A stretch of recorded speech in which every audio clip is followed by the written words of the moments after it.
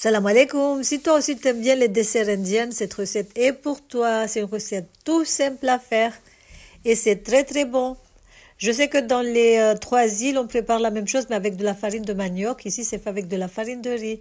Donc tu viens dans une bassine, tu prends un verre, tu vas remplir de farine de riz, pas gluant, farine de riz normale. Tu vas rajouter une pincée de sel. Tu vas rajouter une cuillère à soupe de samli. Si tu n'aimes pas le beurre clarifié, tu peux remplacer par la matière grasse que tu aimes. Donc voilà. Tu vas rajouter un tout petit peu d'eau. Commence d'abord par un demi-verre que tu vas rajouter progressivement. Tu ne mets pas tout d'un seul coup. Alors, tu mélanges, tu pétris jusqu'à former une boule de pâte. Je sais qu'en juin et Mayotte, il faut la même chose, mais avec de la farine de manioc. Par contre, ici, on va le faire avec du lait écrémé.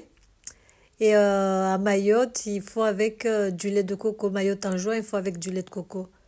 Mais moi, j'ai fait avec le lait demi-écrémé. Donc voilà, j'ai obtenu une pâte. Je vais venir former des petites boulettes. Je vous conseille de faire des tout petits rikiki. C'est très long à faire, mais... Donc voilà. Après, tu vas faire bouillir de l'eau. Tu vas venir mettre tes petites boulettes. Tu vas les laisser cuire environ 5 à 10 minutes à feu doux. Tu vois. Tu n'hésites pas à les mélanger délicatement de temps en temps.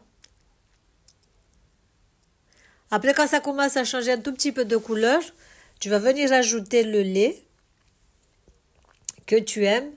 Comme je vous ai dit, ici, j'ai fait avec du lait demi-écrémé. Mais vous pouvez remplacer avec du lait de coco aussi, ça marche. Donc voilà, regardez, ça commence à changer un tout petit peu de couleur. Donc là, c'est bon, je vais venir ajouter le lait, le sucre, la vanille ou le sucre vanillé. Sinon, vous pouvez mettre aussi de la cannelle, rajouter l'arôme que vous aimez. Donc là, je mets le lait. Je vais mélanger. Je mets de la vanille. Je vais rajouter encore une cuillère à café de cardamome en poudre. Je vais remélanger, je vais laisser bouillir le tout.